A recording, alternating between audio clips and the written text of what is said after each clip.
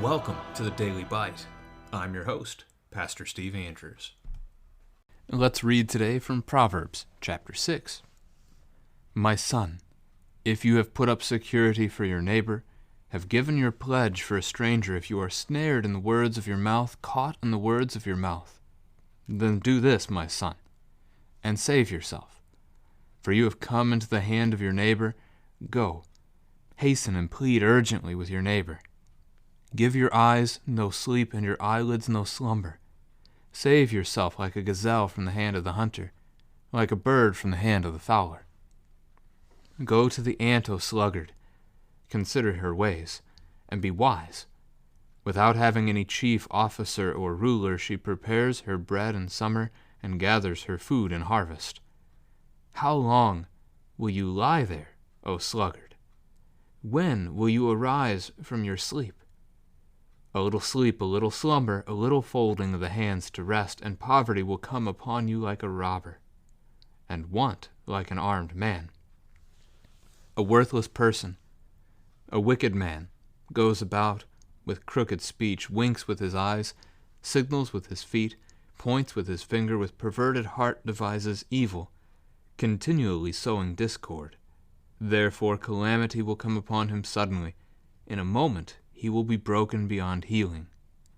There are 6 things that Yahweh hates, 7 that are an abomination to him: haughty eyes, a lying tongue, and hands that shed innocent blood, a heart that devises wicked plans, feet that make haste to run to evil, a false witness who breathes out lies, and one who sows discord among brothers. My son, keep your father's commandment, and forsake not your mother's teaching. Bind them on your heart always, tie them around your neck.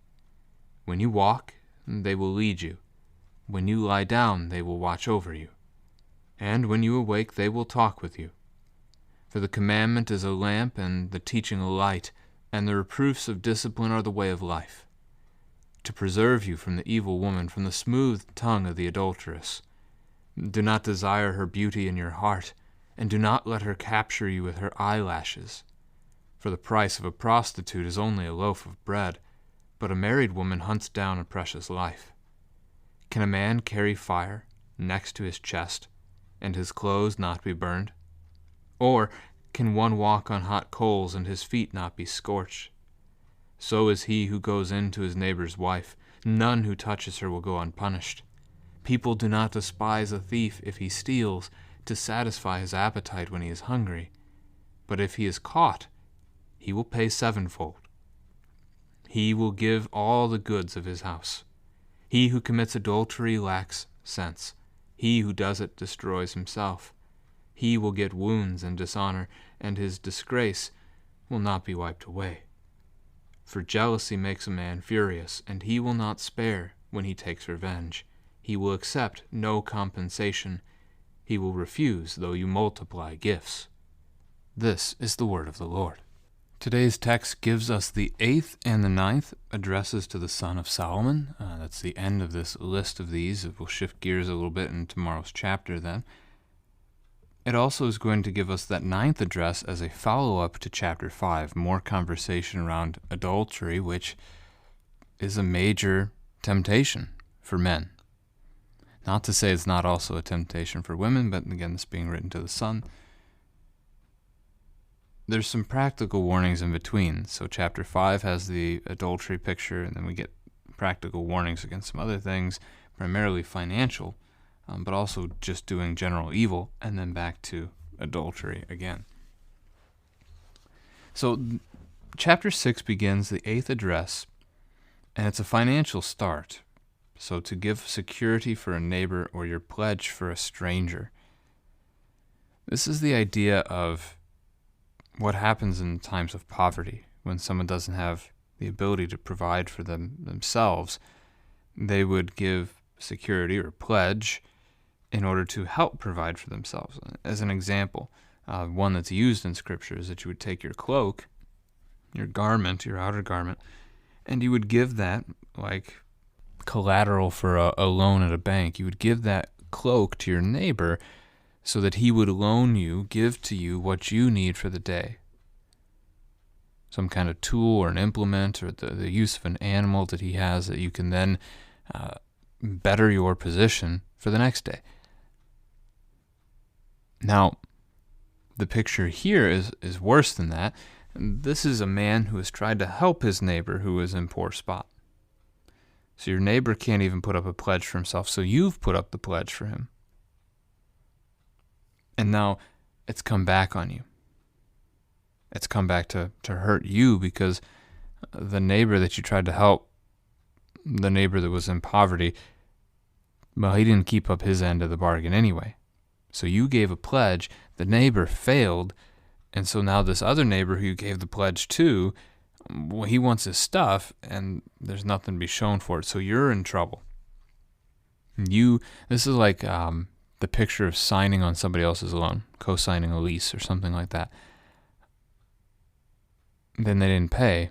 Now you have to pay. So Solomon calls this a snare. You are snared in the words of your mouth. So you've made an agreement, but now you have not been able to keep it. And in part, it's not really your fault. It's the other man's fault, but that doesn't matter. It's your word. It's your agreement. So you are bound. You are in the hand of your neighbor. You're at his disposal, mercy. Really, you're at his feet at this point, looking for mercy. And so what do? Well, Solomon's advice to his son is hasten. Plead urgently with your neighbor. That's one thing. So seek to make things right before you get in trouble. Seek to strike a bargain if you can. But then, verse 4, give your eyes no sleep. And that idea is going to continue into the next paragraph as he counters against laziness. But the picture here is work more. If you're financially in trouble, work more. Sacrifice sleep to get out of the hole. It's a really difficult thing to say. It's especially difficult in our day and age because I do believe that in terms of percentages and things, we're digging our holes deeper than we used to. There was only so far you could dig a hole in the ancient world. You didn't have much to begin with, typically. Today, some of us are buried under such financial burdens that we're basically slaves to the system that we are part of, that we owe on our house, we owe on our... We have money coming out of our checks before we even see it. And preying on that, there are businesses that set up shop right outside, hoping that you'll bring your paycheck to them so they can cash it right away and they take a cut of it, which just makes it worse. And advance loan. We are a loan-heavy culture. Debt is everywhere, and it's crippling. So, the illustration he uses, be like a gazelle from the hand of a hunter. If you've ever taken the Dave Ramsey Financial Peace class, this is an illustration that he loves to use. He'll put the picture up of the gazelle, something he said he found on National Geographic or something like that. And it's being chased by the cheetah. The cheetah is faster. The cheetah is stronger. The cheetah is looking for lunch. And yet, I don't remember if it was like 80% of the time the gazelle gets away. The vast majority of the time the gazelle manages to escape. Why? It's running for its life. One wants a meal, one wants lunch, the other one's trying to survive. And that's the picture of what do you do when you're in debt? You're a slave to someone else. Work diligently to get out of it. And so the bird from the hand of the fowler, very much the same kind of an idea. But as we move into the second paragraph here, he's going to then accuse the one who's in debt of laziness. This is not to say everyone who is in debt is lazy. Sometimes things just happen. Medical bill hits, whatever the situation. Sometimes we're just hit. But we still got to work. We still have to figure out how to serve our neighbor in this place. There's a sort of picture here, but he's giving, in this text, Solomon giving the idea of not being lazy, but instead working. This could be a good family conversation, though. Why should we not be lazy? Why do we work hard? The answer to that's going to end up getting to the idea of why we're here, that God has created us to care for his creation. So we should do that. To not do that is to rebel against God and to sin, which is not good. Part of his creation is our neighbors. That's not possible for you to care for all of your neighbors. It's not possible for you to care for everyone in the world. But it is possible for us in a smaller sense, in our smaller communities, like our families, our homes, right there on our own streets, to care for one another.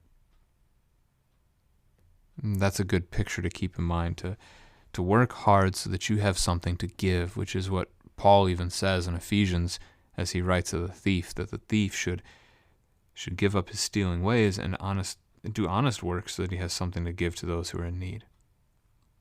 So instead of being lazy, be like the ant. A-N-T, the bug. Ants are very diligent little workers. They build their massive homes and tunnels. They stockpile their food that they need to survive. And there you go. You make it through winter. Here comes spring. There's the ants again. They make it. Even though they don't have brains any bigger than a pinhead. But here they are. In part because the Lord is providing for them. It is his gift. But the Lord is also, he's equipped them to do the work he gives them to do. And so it is for man. There's a truth to the idea that God gives us our daily bread. Absolutely. He's also given you the ability to work. He's given your body that can do things to care for others, and he expects you to do that. And so we don't want to just get into the pattern of being lazy, laying around, and assuming God will provide for us. Because if we're rejecting the work that God has given us to do, why should we expect God to continue to provide? If we're going to live in unrepentant sin, it's the picture here, why would God provide? Now, I'm not even saying he won't, but why should we expect it? The Lord still provides for the evil, or they wouldn't breathe anymore, they wouldn't be here anymore. He still sends rain both on the good and the evil. He gives a crop and a harvest to the good and the evil. But again, we have work to be doing. He's called us to work.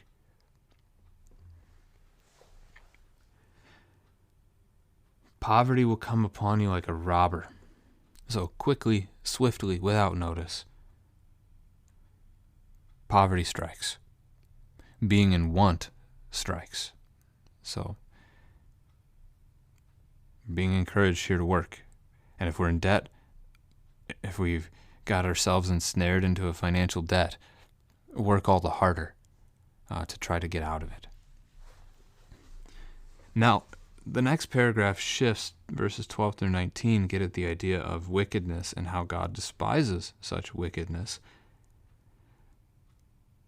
Crooked speech, winking with his eyes, signaling with his feet, pointing with his finger, these all are symptoms of the perverted heart that does evil. Can I say exactly what it means with the winking, signaling, pointing? I don't know that I can. They seem to be described here as deceptive actions. So you think of the man who's making a business deal between multiple parties, but as he's making the deal, like he throws a wink in one direction because he's sliding one to help another or to help himself. And so maybe he's using his fingers or using his feet to send certain signals to another party in this. It's the picture of deception somehow. And then perverted heart. That's where this goes. That he would sow discord rather than unity, that he would break down, he would break apart the community. For this man, just as poverty came quickly upon the lazy one, calamity will come quickly upon the wicked man. That is, destruction, his end. Ultimately, we know this is true with the judgment day, but this often happens even in the world itself. That eventually the evil that you do does catch up to you. I don't say that in a karma sense. America talks like that. That's not the real definition of karma anyway, from its Hindu roots. Rather, just the idea that if my community knows that I do evil all the time, if they know that I run a business, so say I'm a grocery store and I'm always cheating my customers out of stuff, calamity is going to come upon me. People are going to stop shopping at my store. They're going to tell other people in town to stop shopping at my store. All of a sudden, I'm going to lose all my customers and my business is going to collapse.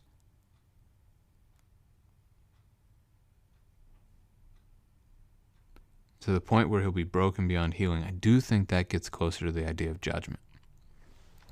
Now, the next thing here, verses 16 through 19, 6 things Yahweh hates, 7 that are an abomination. You go from 6 to 7, we actually get a list of 7, so I'm not really sure about the 6 and the 7 here. Maybe it's a counting thing. The picture we go from 6 to 7 is increasing. So the idea that there are many things that God hates, here's a list of a few. It's almost the way I'm reading it here. The word abomination shows up 20 times in the book of Proverbs, so not just 7. But here's a list of some things. And notice the frequency of the use of body parts. Haughty eyes, so eyes that are prideful. And then that would encourage the idea that we are looking out for ourselves. Looking inward, concerned about ourselves rather than our neighbor. The lying tongue is the second one. You might have a family conversation about lying. Why is lying wrong? Is lying always wrong? This is John 8:44, where Jesus says that the devil is the father of lies, in contrast with John 14, verse 6, where Jesus said, I am the way, the truth, and the life. God is truth. The devil is lies. If we speak a lie, we're not speaking from God, we're speaking from the devil. So that's really ultimately what makes lying wrong and always wrong. The other part of what makes lying wrong is that it harms your neighbor. Even those ones you think are helping your neighbor, like we call them white lies, ultimately you're hiding the truth from your neighbor. And those things usually come back to hurt you later. Hands that shed innocent blood, so our third body part, instead of using our hands to help our neighbor, using the hand to kill, to harm our neighbor. Murder, as we would go 5th commandment here. Lying tongue, 8th commandment. Haughty eyes, we might go to coveting, 9th and 10th. The heart that devises wicked plans. I don't even know that we go to a commandment, all 10 of them. On that one, Genesis chapter 6, that the thoughts of the hearts of men are nothing but evil continuously. Feet that make haste to run to evil. So our 5th body part, we're going to end body parts of this, but not really a commandment again, more like the heart. Instead, we're talking about the swiftness, the speed of it, so that we quickly do evil rather than quickly doing good, or even hesitating to do evil. We want to do it. We so want to do our sins. Verse 19 gives us numbers 6 and 7, but they're not, again, body parts. So we had the 5. Eyes, tongue, those are the head. Hands, heart, feet. So we've got the extremities, the hands and the feet, and then we got the head involved and the heart in the center, so the whole body. The false witness who breathes out lies, so that's 8th commandment stuff right there. Shall not bear false testimony. So you're hurting your neighbor by speaking wrongly of them. And then sowing discord. Instead of encouraging your brother, you're tearing him down. Again, as I mentioned at the outset, really this back section, I'm not going to spend a whole lot of time on it here, is a repetition largely of chapter 5 and the warning against adultery. The 9th address of the son, the final one, returns to a normal pattern that he would remember his father's teaching. You'll see verse 22, when you walk, they will lead you, and also verse 23, the commandment is a lamp and the teaching of light. Very much Psalm 119, verse 105 here. Your word is a lamp to my feet and a light to my path. It's also the third use of God's law, that we see it as a guide. It helps us to learn how to love our neighbor. It shows us how to live this life for others. So this is God's discipline. And in this way, God's discipline preserves you from the evil woman. And this is both Sixth Commandment and First Commandment, as we talked about yesterday. The actual act of adultery with a woman in this world, to cheat on your wife, or to cheat on another man by taking his wife. But it can also be First Commandment, as we talk about Jesus being our husband, the church as his bride. And so all of our sin, all of our rebellion against him, is a breaking of this, is an adultery. So don't desire her beauty. Don't let her capture you with her eyelashes. So the fluttering of the eyes is a flirtatious kind of thing, oftentimes. The price of a prostitute's a life of bread, but the married woman hunts down a precious life. So beauty is fleeting. It's a picture already in verse 25. What we look at with our eyes that we think is good, it doesn't last. Instead, a prostitute is only good for just that moment. And you give up a loaf of bread, big deal. But a faithful wife is so much better. There's a life together. And we're going to see more of that in the very last chapter of Proverbs, chapter 31. A couple of warnings with 27 and 28 that you can't carry fire against your chest and not get burned, or walk on coals and not get burned. So it is when you're committing adultery. Your sin will destroy you. Sin will find you out. And so if you seek your neighbor's wife, you will be punished. There's the example of the thief, that people might have mercy on him if he steals out of hunger. But at the same time, when he's caught, he has to repay. And so it is with adultery. You have to repay, and you can't. You bring dishonor upon yourself, and the husband that you have wronged is going to be furious, seeking revenge. And even though you try to send gift after gift, as Jacob did to Esau in Genesis 32 and 33, not for adultery, but for stealing his birthright and blessing, the wronged man will not forgive. That's not always true. Esau had forgiven his brother Jacob from that example, and there are men who are able to forgive, and we thank the Lord for it, and we pray that we can forgive our neighbor when they sin against us, as Christ has forgiven us. But oftentimes this won't be the case in this world. So this is Solomon giving practical wisdom and advice to his son. This will destroy you.